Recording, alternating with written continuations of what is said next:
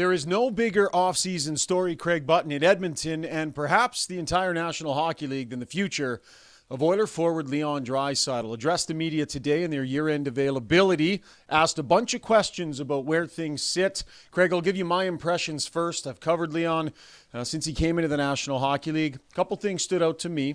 The one thing he did say that he has not said yet was that he loves being an Oiler more than anything. When asked these questions at the start of the year, played it a little more coy and didn't give that up. So he says he loves being an Oiler, but then said he hasn't had a lot of time to think about it.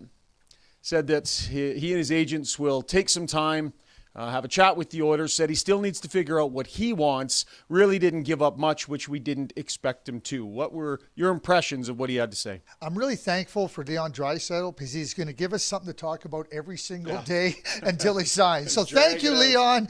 But you're talking about one of the best players on the planet. And certainly when you think about him and Connor McDavid playing together, is it priority 1, 2, 3, 4, 5? I mean, bottom line is trying to get Leon Draisaitl signed as an Edmonton Oiler is priority number one for Jeff Jackson and the franchise. And what that number is, it's going to be a high number. It's going to be a significantly high number, as it should be. I think one of the beautiful things here right now with the salary cap, with the thaw coming, with the COVID CBA, now you can look ahead and say, okay, what's that going to look like? There's going to be a lot more room to sign. I will say this about Leon Draisaitl. Having the problem of trying to sign an elite superstar player is one that I would like to have. Yeah. Trying to find players like Leon Draisaitl or trying to find where you can make maneuvers to get those types of players, that's a lot harder. And I'm not suggesting that Leon is going to sign in Edmonton or not. I'm just saying from a management point of view, this is a problem that I embrace because this is a good problem to have. For sure. Got to try and figure out how to get one of the couple best players in the world locked up so we can play with the best player in the world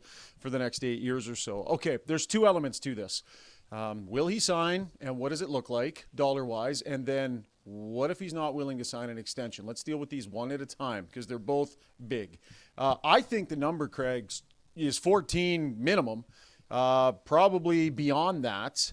And, you know, I've got spreadsheets. I've been thinking, if Leon hasn't been thinking about this, I have been for a couple of years now. I've run a bunch of numbers. Like, can the Oilers ice a competitive team with Leon Draisaitl at $14.5 million and McDavid in its 16, say, on his extension or even more?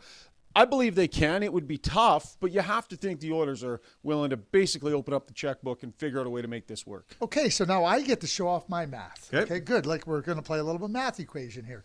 Cap goes up to $88 million next year. Yeah. The year after, I'll call it 94. That would be the first year of his new deal at 94. And then the year after, $100 million, which is McDavid's first year, right? That would be the first year of his. So you're telling me 14 and 16 for Connor McDavid? 14 and a half, 16 and a half. Okay, good. Okay, that's no problem. 31 million. Yeah. I got $69 million to work to get a team built around Connor McDavid and Leon Draisaitl. 10 or so for Evan Bouchard. Sign me up. Sign me up. I thought it's doable. Yeah. Is it easy? No, it isn't. But that's the job of management. Like if everything was just handed to you on a platter and it was easy to do, everybody would do it. But when you're talking about Connor McDavid and Leon Draisaitl together at those numbers, knowing that the cap is going up significantly, it is. The growth in the game is really tremendous, and it might be even much higher than now. So if that's where it's going to be, and that very well could be part of the calculation for Leon Draisaitl and his group. Okay, what's it going to look like? You know, am I going to leave money on the table? And certainly I think there's another part to this, Ryan, and you just watched it unfold this course of this year. This is a team that's very close to winning. It's a team. It's a good team. And yes, could they get back and compete for the Stanley Cup next year? No question they can based on what they showed this year. So now what do you do? Because you can say that maybe he's not going to sign. We've seen other players. David Pastrnak did this. He waited until well into the last months before he signed his extension as a potential unrestricted free agent. That was a record-setting year for the Boston Bruins. They found a way to get it done. This is a good Edmonton Oilers team. I don't think it's just about if he doesn't sign. I think you have to wait it out. Okay, well, you're jumping ahead to number two. Let's get there. So this would be the logic. If Leon Draisaitl isn't ready to sign a long-term extension and the Edmonton Oilers walk him into the final year of his deal, they risk losing that asset for nothing other than the cap space they would gain by him being gone, right? We've seen other organizations do this. It happened with the Islanders and John Tavares.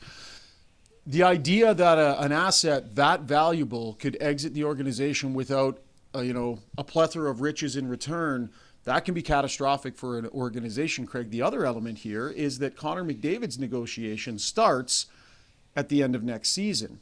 And if Leon Draisaitl has just left when the window has just opened to talk to Connor McDavid, that's not good either. So the conversation is, if Draisaitl's not going to sign, do you make the move, bring in the assets in return and say, look, McDavid, here's your fancy new left winger, here's your top 3 defensemen, here's your, so that McDavid has a year of whatever this is going to look like under his belt before he has to make the decision. Man, there's a needle that needs to be thread here, Craig. It's not simple. Those are multiple paths that have to be considered. They have to be. There's no way you dismiss them. Yeah. So certainly that is something that you have to look at. Bottom line is, when you look at Connor McDavid, you try to get a feel, what could the number look like? It's in the player's best interest to wait to see how the salary cap shakes out and everything. Yeah. And now Leon has that ability. But you're right.